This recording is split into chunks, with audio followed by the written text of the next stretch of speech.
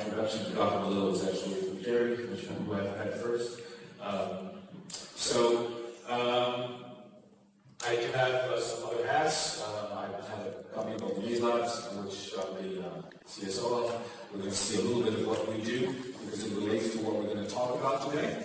And so we're just going to hop right to it. I'm excited to be here. I was supposed to do this lecture 2 years ago in Paris, but I had a car accident just a few months before, so I had to cancel my participation. So I'm excited to be able to do it today. So this is another thing I learned from Dr. Malillo, and I do open all of my lectures with a thank you. So thank you for being here, thank you for being inspired, thank you for listening, and for some of you actually thinking about where you're listening, which is hard to do when you're going to lecture up after lecture after lecture. So I do appreciate it. So number one childhood epidemic of our time by far is not diabetes, it's not overweight, it's not any infection. It's by far developmental disorders. And these are just examples of numbers that I kind of picked up yesterday.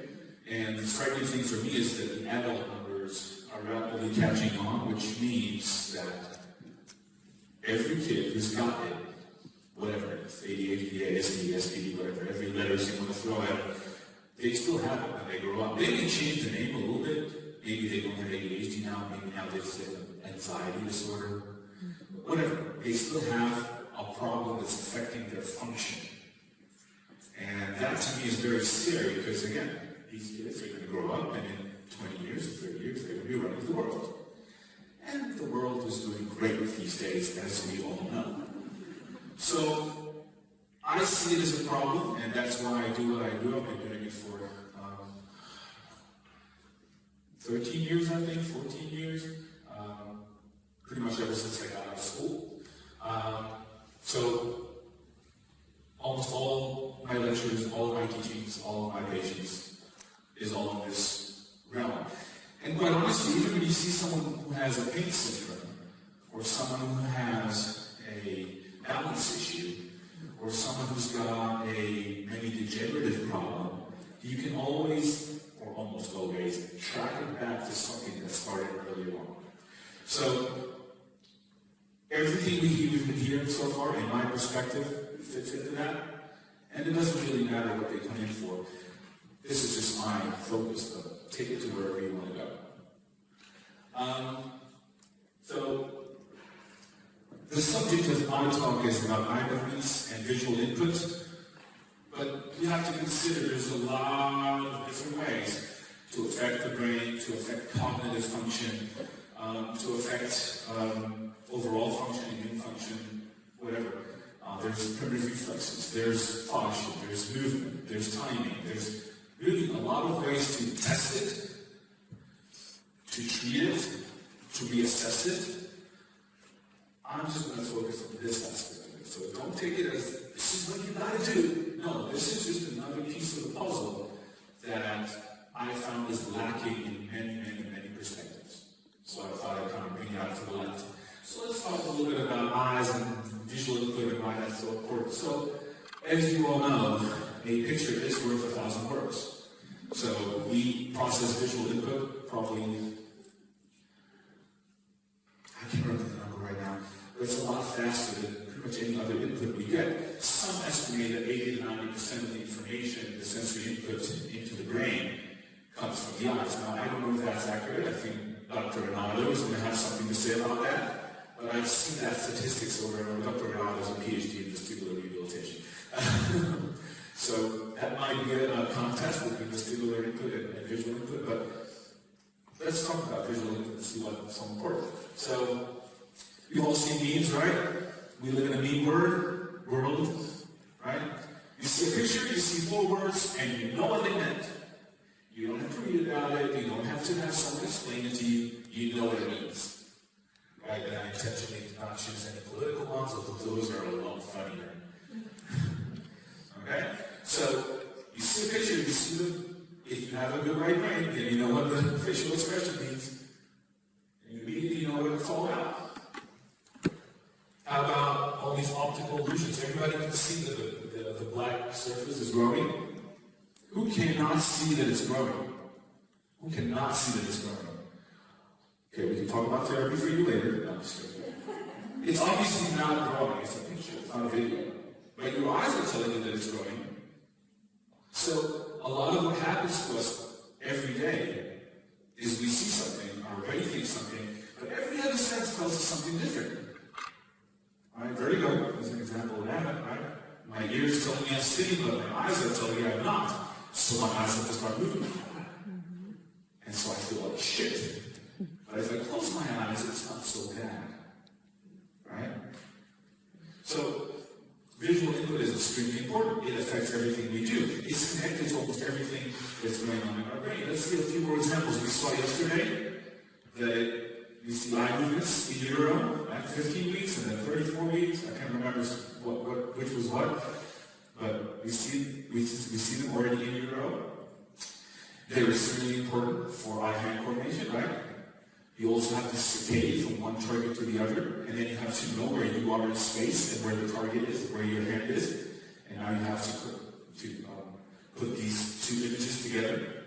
But if your vision is a little bit skewed, and you think where you're in one place, and you put the hand in the right place, but your prediction of where the target's going to go is off, so that's kind of embarrassing if you're performing with flat gloves, which I had done 25 years ago or so.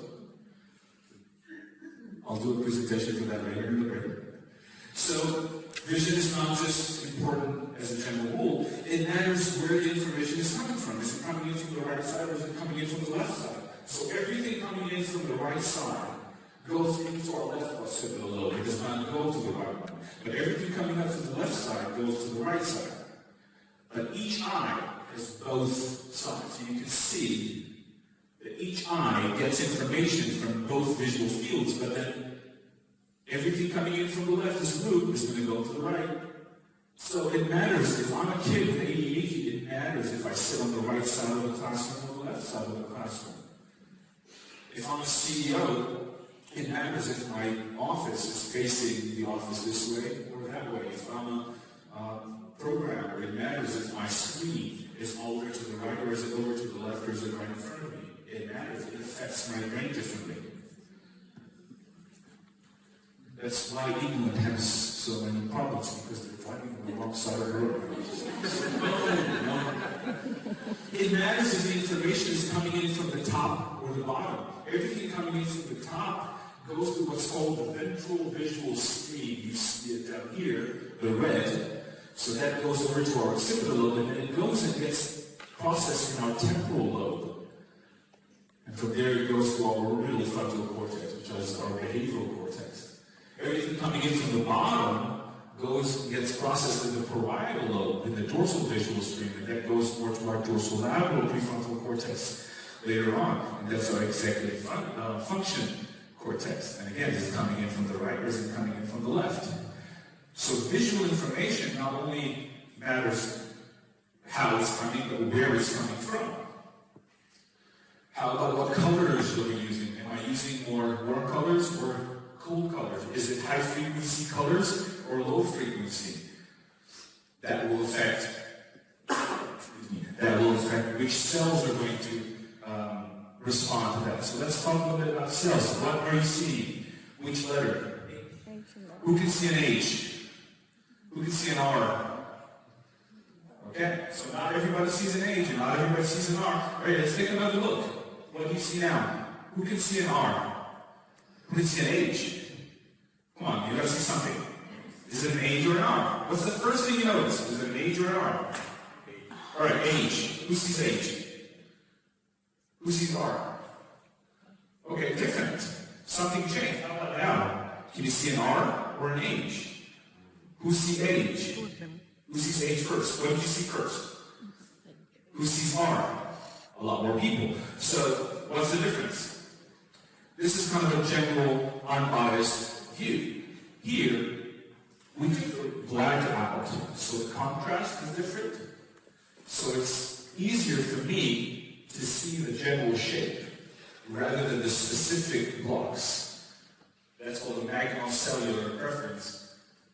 That's more associated with the right hemisphere, and it's more associated with black and white rather than details and color.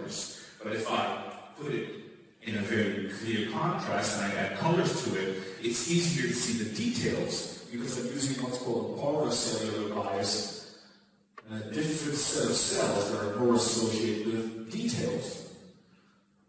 Big world view, small world view. Okay, I'm seeing the forest over the trees.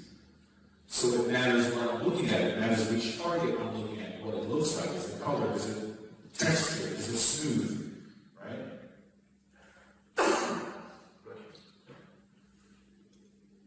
Everybody knows this video? I was trying to find the actual video to show you, but I couldn't find it.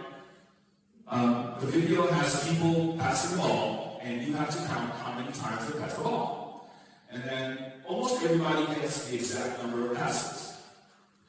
Almost everybody, the first time, misses the freaking gorilla. That walking down. Why? Because they're extremely focused on their task, and they're saccading with the ball. Saccade means a rapid eye movement from one target to the other. And when you saccade, you're blind. You can't see anything else. If you're only focused on the ball, you're not going to see anything around you, even though it's very, very obvious. Okay? So it's important for saccades, it's important for fixation, it's important for attention. I'm talking about eye movements and visual input. And sometimes we see something that we need to track, right? We want to keep our focus on it, even if it's not good for us, even if it could be dangerous for us. Right? Sometimes, especially because it might be dangerous for us, but we need to be able to track that target. It matters if I track one way or another. What's the background to that track? It matters. It changes the way it affects my brain. Who's looking at Patrick Swayze? Who's Patrick Swayze? Who is looking at Patrick Swayze in the room? Okay, who's looking at Demi Moore?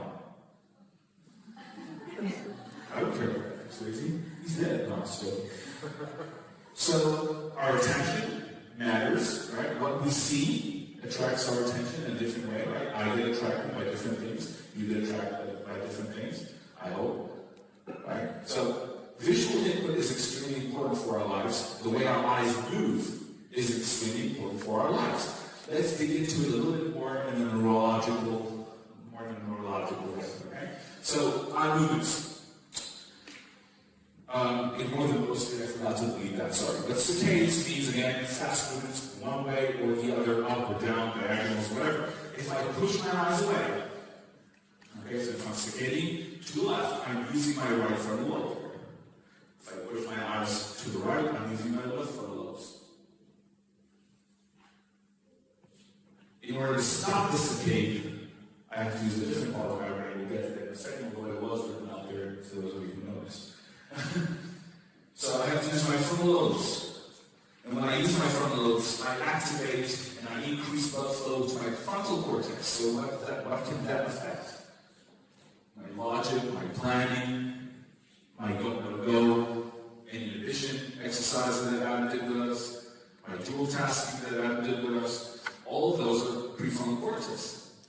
My social behavior, my executive function, my ability to count, to calculate, to think, to love, to hope. Pretty important part. Can be affected by movements? Sure can. Now, how about if my frontal lobe is a little bit slow and sluggish like we saw with adaptation? I might not start with activating that frontal lobe. I might need to use something that's a little bit backwards and earlier in the process. So I might use tracking. Because I can use my parietal lobe to track targets, especially if it's on a textured background. And then my parietal lobe pulls the eyes. So if I track from left to right, I'm using my right parietal lobe, but if I'm tracking right to left, I'm using my left parietal lobe. And what does that have to do? It has to do a lot with recognizing shapes, being able to do math calculations on the left side or mathematical processes on the right side. Figure out symbols I can see, stuff like that. I can do it on a more smooth surface, and then I can affect the temporal lobe better. And that has to do with memory, reading, and naming, and faces, and objects, things like that. And then I need a good cerebellum so I can synchronize everything and make everything smooth. If the eye movement is not smooth, it's my cerebellum that sucks. And if my cerebellum sucks, I will see that movements and I can work on that. And I also need the cerebellum to stop that saccade right on spot. Okay? So why did I tell you all of this? Because you can use any part of this in your life. You can try and improve your cerebellum by doing these things. If your clinical approach is movement, you're using the cerebellum all day long. If you're doing touch, you're using the parietal lobe all day long. If you're music therapy, you're using the temporal lobe all day long. Right? So anything you do, you can make it just a tiny bit more accurate by using everything we talked about in this part. Okay? So changing colors, changing directions, things like that. So let's see how I use these things in my office. So I use this visual information with colored glasses, but I also use some movement in the background to shift perception, spatial perception.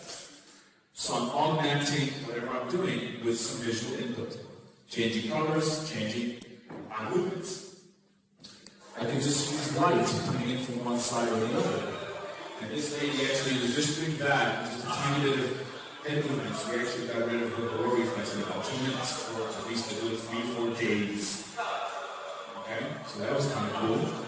But I have to use it in a hemispheric way. I can't just shine the light in front of her. I have to shine it from the side that's going to make her more stable. Okay, Dr. Little talked about it, I talked about it. In this case. So we're challenging his positioning. He's got those colored lines, and now he has to find the targets and go to them. So we're doing our hand coordination with visual input, and it's on the left side of this visual field. Okay, so everything can be very augmented. It can be augmented very simply by just shifting small things. In this case, there's a laser that he has to follow on that cover. So a lot of hand-eye coordination, but also a lot of accuracy, a lot of muscle control, a lot of balance. And again, I can augment whatever I'm doing with vibration or movement or whatever. So timing, let's talk about timing. So we're meeting her at metronome. And she has visual stimulus coming in all the time, telling her if she's doing well or not. And you can do this at home, not only in the office. This is the first time I've tried interactive metronome. So when he's early or late, he gets a different set of visual cues, right? Again, eye hand coordination with that downward movement that moves the eyes in a certain way. All right, I'm being told to finish up. So 2 last things. One is movement brain, which is the last. So in this case, we have eye movements that have to stop at one time. So I can add brain gains and add. I'm going to stop that because I'm talking in the background. I can add brain gains and throw on top of them specific colors, specific shapes, or targets, or direction of movement and type of movement to make things a lot more interesting. We're starting another one. Sorry, I forgot to delete that. So, we can use eye movements and visual input in many ways. We can use them for coordination for balance, for pursuits, we can use saccades, we can use fixation, we can use visual field, different visual fields. We can change the colors, we can change the target types. Is it 3D, is it a letter, is it a face? Everything is going to affect the brain differently. We can use video games, we can use brain games, again, like the Maze Brain. We can use different apps out there. We can change it in the classroom. We can change it by wearing different glasses. We can change it by changing our position in space. We can do it at home. We can do it in the office. It's a very easy tool to use. You just have to kind of understand a little bit about how it works. And if you don't, that's okay. There's lots of ways to learn. This is not a teaching lecture. This is an appetizer lecture. So go learn it. Figure it out. It can change the way you do things.